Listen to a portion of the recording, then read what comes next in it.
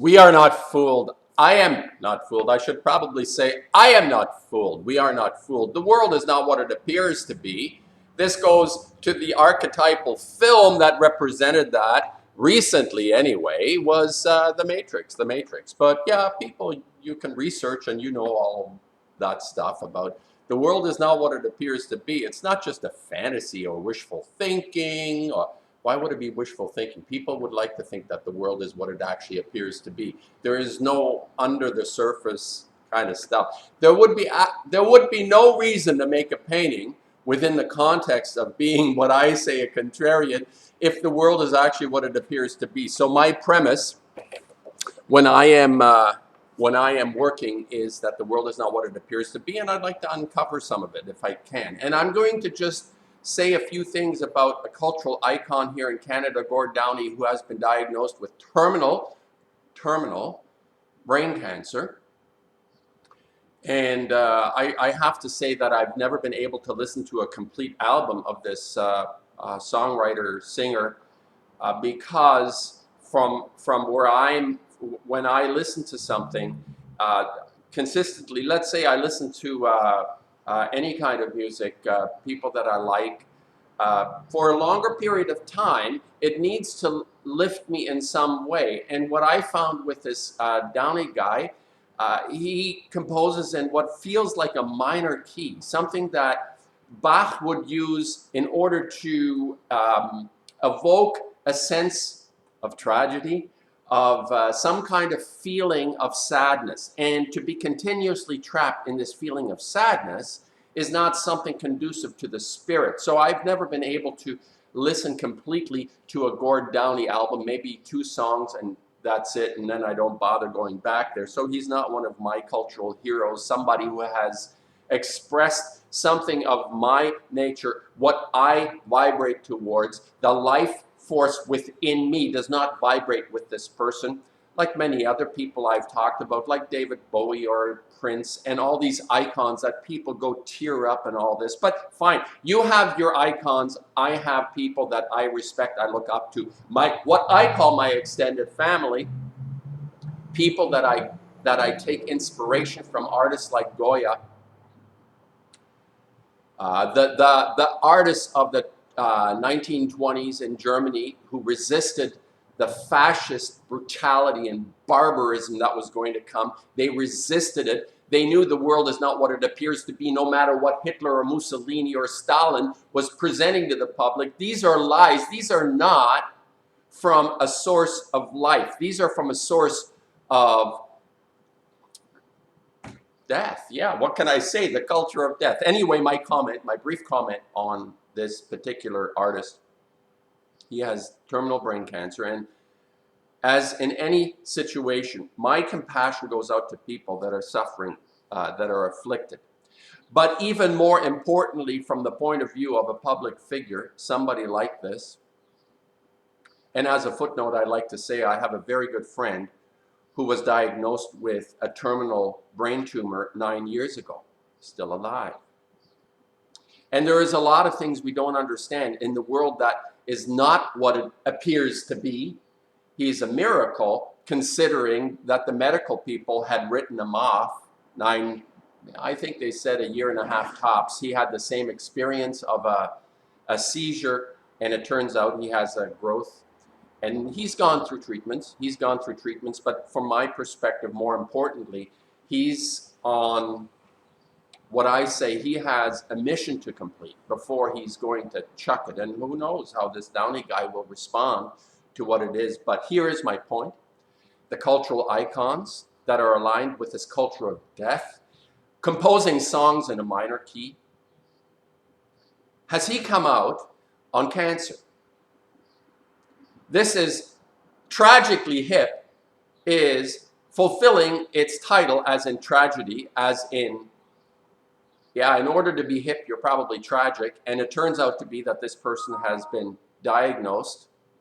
And it's a sad event at any time. I am sure that when you are notified or told that this is like a terminal thing, what happens in your brain, and literally what happens in your brain. And there are certain things in this that they had produced an album that referred to the mind being completely dominating our circumstances, and with kind of references in the graphics, what I just briefly came across of images that suggest virus, that suggest disease and illness in an album that had been supposedly completed prior to his diagnosis.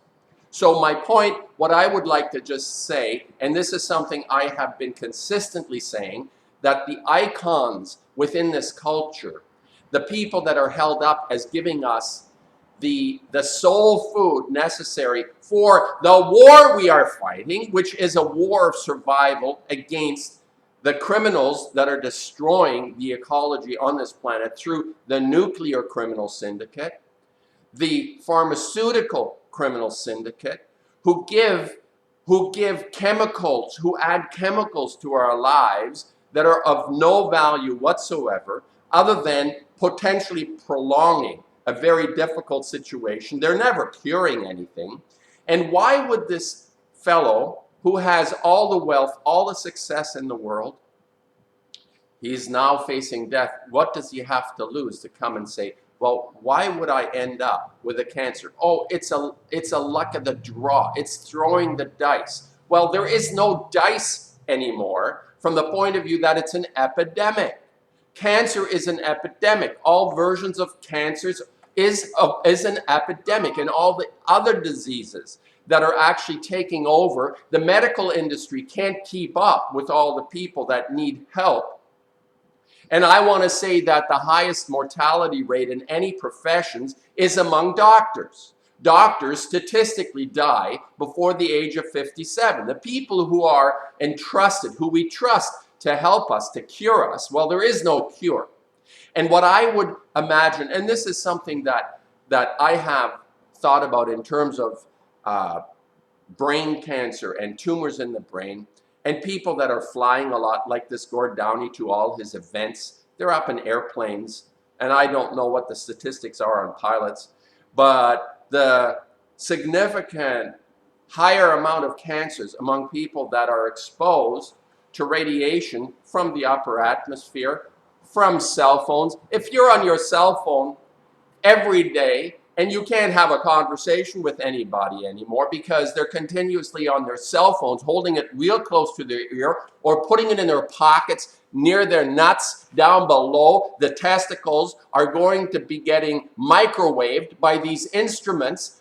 I do not use a cell phone because it has been proven that these microwaves have a detrimental effect on cells. They mutate our cells into cancer cells.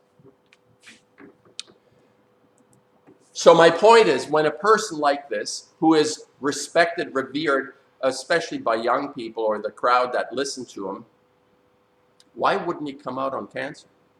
Why would he not say, people, this is an epidemic.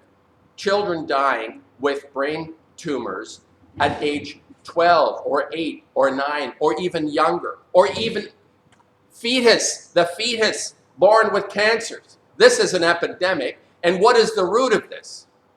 The tragedy, of course, is the illness. But a greater tragedy is to ignore that the world is not what it appears to be. And when we are confronted with the situation, what could it possibly be that someone of such magnificent wealth, fortune, and success thinks obviously there's something to lose still? Or is he just completely demented about the circumstances as an artist, as a visionary in our culture? A visionary in our culture is the representative of identifying the time that we're in. And what is the time that we're in? We live in the age of fission, an age where we have now the most lethal, most destructive elements unleashed on all life on this planet, called radioactive isotopes from a fission, nuclear fission reaction, from a chain reaction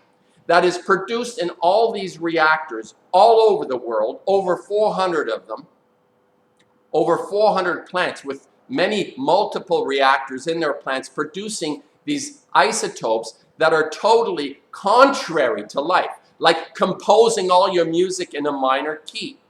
So I am not surprised, actually. I'm answering my own question on this, and I find it very disturbing how our icons, the brilliant people, the Pied Piper, what is that? The piper that gathers the Brother Grimm or Christian Andersen story of the guy that gathers all the people behind him and they walk right off the cliff. Well, that's who he is. You're listening to this music and you're running off the cliff. What he should be coming out on is in a new album, in his tour that he's doing. What the hell is that about? You know, I have a month or 2 months or 6 months left to live. So, hey, ratchet it up. Do some more of the stuff that you've always done. It makes no sense to me, people. It really makes no sense to me, people, that our spirit, our bodies are at the service of our souls, our spirits, that part of us which animates us. We're not lumbering robots like that moron, that what's his name, that writer says, like, why can't I think of his name? He's so obvious. That we're just lumbering robots. No, we're not. We are part of a mystery that unfolds, and we have a gift that actually can reveal to some extent how the world actually works. Not just looking at the machines that make everything go, your iPhones and all these devices, these implements that keep us in the headlights, distracted from what it really means to be a human being, to be part of a life cycle, to be part of a greater mystery of life that is part of existence, that is part of consciousness. And consciousness is not the final frontier. As I've said, I regurgitate my story over and over, but I use people to represent, to use people in my world, the way I see this. I kind of bounce off these news events like Gord Downie's brain tumor. And a friend of mine has survived 9 years. And you listen to Blanche, who should have been dead with his leukemia. There are circumstances to our lives where cures are also a mystery because the origin is not addressed. The medical pharmaceuticals do not want to cure anything because then they're out of money. It's finished. It's over. Everybody knows this. I'm not going to go into that. So I am distressed from the perspective that our icons that we hold up are actually not giving us their true selves. It sounds like it to us. He makes these catchy tunes that capture us, but they don't end in a resolution of our desire to become. We are not in a state of becoming. We're in a state of denial about what we're actually facing, where we are at this time. And we live in the age of fission, and what I've called the culture of death is the denier, is the main tool to deny the times we're in. And all great artists expose the times that we're in. They're not visionaries about the future. They're back in the pleasant. Oh, is it the present? And they actually reveal through their insight about who they are as a human being living in their time, what it is we're up against. And make no mistake about this. There is no point in sitting back in your armchair and saying, well, let it all unfold. I am not really part of this. It's not how it works. Look at Gord Downie. It's not how it works. We're all in this now, and we're all subject to this epidemic. We are all part of it. And why not speak out? Why not say where it comes from? And it comes from the poisoning that is being done. And he was in airplanes, I'm sure, many, many times. And some people are more susceptible than others. But he won't be the last. Speak up. Speak up, artists. Speak up.